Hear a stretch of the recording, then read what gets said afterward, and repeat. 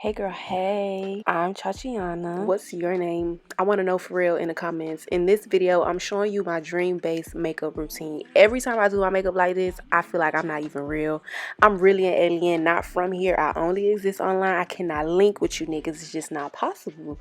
If you think it's cute, then step into my office. Let me show you how I do it. Okay, so sometimes when I film my hair videos and I don't want to do my makeup, I put a little bit of concealer underneath my eyes. So in order to do my makeup now, I got to clean my skin off. Even though the makeup was only under my eyes, I just went ahead and cleaned off all of my skin. I let that dry. Then I put back on my plumping lip gloss because I need my lips to be plump by the time I put on my lipstick at the end. But now I'm priming my skin with the e.l.f. Power Grip Primer, and I like to work that into my skin the same way that I work my skincare into my skin at the end of the night. The e.l.f. Power Grip Primer has like a sticky consistency, so it makes the makeup easy to stick to your skin. So it's no secret that I got oily skin. Like, you can see that by looking at me, that I got shiny skin. So I like to put translucent powder over that Power Grip Primer so that the powder could really stick to the primer and really keep my face from getting oily throughout the night. And then I set my face with a matte setting spray and I press that in with a beauty sponge. We locked in for the rest of the night, believe me.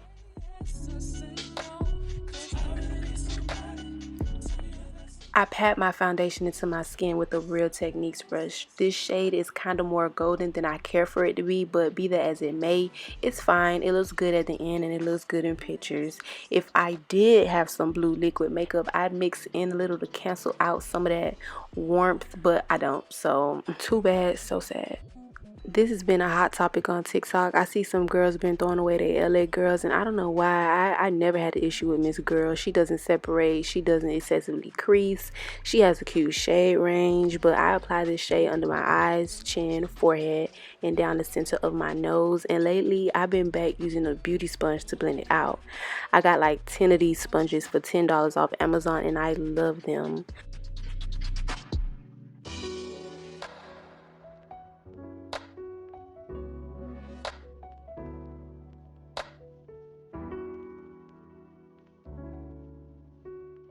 When I'm blended out, for the most part, I use a smaller brush to blend the concealer closer to my baby hair, and I go back in with my foundation brush to blend out the edges of where I put the concealer to cancel out any harsh lines and blend my foundation into my concealer.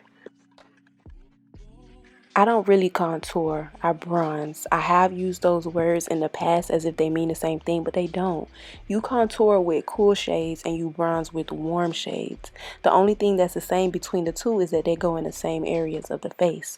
Hollows of your cheekbones, your jawline, your forehead, and your nose. I was going to take pictures this night, and when I do, I use the same light that I'm currently filming this video with. It's so bright. So to make sure my face doesn't look flat, I made sure I built this shade up so that it can pop out enough for it to show on camera. To blend this shade out closer to my hairline without caking up the lace, I use a smaller, fluffier brush, and then I use a small angled brush to shape my nose. I like to start at the very front of my eyebrows and drag this brush down kinda to create a upside down triangle. Then I drag the brush along the sides of my highlight that's going down the center of my nose. To blend it out, I just push the product out towards the outer parts of my nose and inner parts of my eyelids.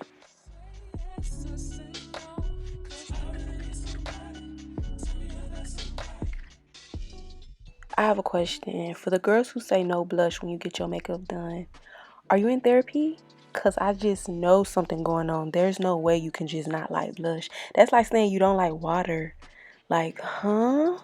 There's this makeup artist, Chanel Sorrells on TikTok, who has me applying my blush higher up on my cheekbones. And baby girl, it honestly changed my life. I was always into blush, but now this little tweak just made me fall deeper in love. I'm feeling myself. I'm feeling myself. Okay, so now I'm setting my concealer down. You see how my face looks wet? Yeah, I don't want that, or else my makeup stands no chance. I need powder. I use the smallest amount of loose powder on my beauty sponge, and I press that into my skin until I could barely see the powder. Now my concealer looks not dry, but set. There's a difference. I set my nose the same way. I set down the concealer and the bronzer with the Mercier loose powder on my beauty sponge. Next, I take my yellow based loose powder and I bake from the center to the outer corner of my under eyes, and I bake the very inner corners with a translucent loose powder. This made my under eyes so smooth and look airbrushed when I swept it all away. To set the rest of my face, I use a pressed powder in a shade that matched my overall skin tone. You see how my eyelids are naturally a warmer brown than my skin? I like that color. I want to keep that color. So I use the same cream foundation that I used to bronze, and I ran that over my eyelids. To set this cream down and make this color pop out more, I use eyeshadow that matched the color, and I swept that over my eyelids in the same areas that I just used the cream foundation. It's the same color that my eyes naturally were, but now it's just a little bit more intense, and you'll be able to see it on camera.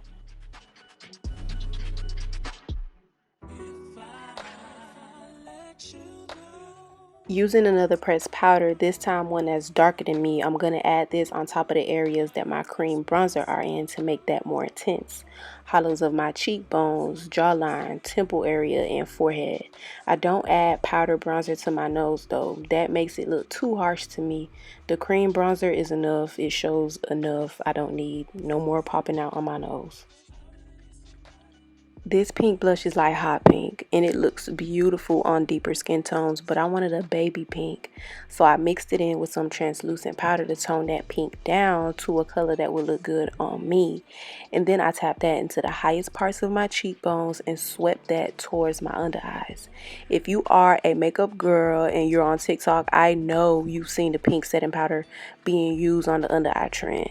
If you don't want to buy a pink powder, do what I do. Mix blush with a white loose powder and boom, you have a pink loose powder that you can use to set under your eyes.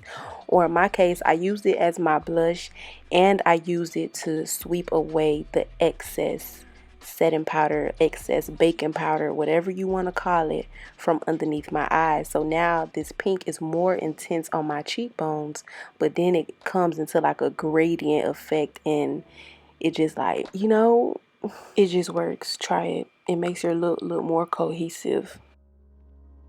Trick I like to do is pick up a little setting powder on a small brush. If the blush is too intense, this can diffuse it. I use it in the hard to reach areas of my face, like the inner corners of my nose, and I use it in that spot right where the edges of the blush meets the concealer to make this look more blended together. I don't want my blush to look like it got slapped on my face. I need it to look like it just flows effortlessly. And if the blush gets too light after this, I just pop a little more back in. No biggie. I'm using that same brush that has excess pressed powder on it, the powder that's my skin tone, and I'm using that to sweep away any traces of setting powder and blend in my whole face. I don't fill in my eyebrows at all, but I do use gel to brush them into place with a clean spoolie.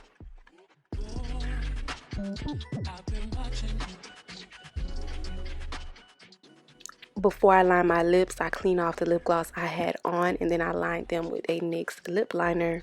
To clearly see my lip line, I tuck my lips in and always overline the cupid's bow and the center of my bottom lip just a little, so I can have more of a pouty look. I honestly want lip filler, but I don't know why I keep running into these horror stories about how filler moves and leaves dents in your skin if you dissolve them. All the other girls who have them look so happy, but I'm just being real hesitant because I don't want to be one of those people who wish they didn't get work done after the botch occurs.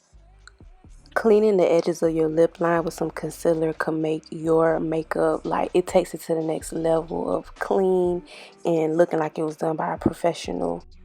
If any traces of concealer are left around my mouth, I just blend that in with my powder brush, and then I go in with some mascara. I don't wear lashes. I don't have anything against lashes. I think they're pretty, but they don't look pretty on me, in my opinion. So I just mud the mascara. I go in like IOD mascara. I love this stick. Look how pretty that is. It's like a dewy, balmy stick. I don't see a lot of people use this at all. I guess people don't really like to look dewy, or people think that they could just get the dewiness in their skin prep. No, you could use this on top of your makeup and you will look so like glazed donut. Like, I'm oily, so I avoid the areas where I would naturally produce oil, but I put this like on the highest parts of my cheek, on the tip of my nose, in between my eyes, and I look so glowy for the whole night. I love it. I set my face with this matte setting powder from Elf, and I work that in with my beauty sponge. Last thing I do is lightly tap some loose setting powder into my skin with the back of my sponge to lock in any stubborn oil that feel like it might want to try me tonight. A dream girl. I don't exist in reality. I only exist in you niggas' dreams. But to all my dream girls, thank you so much for supporting me by watching this video. But got a blast. See me next time. Bye.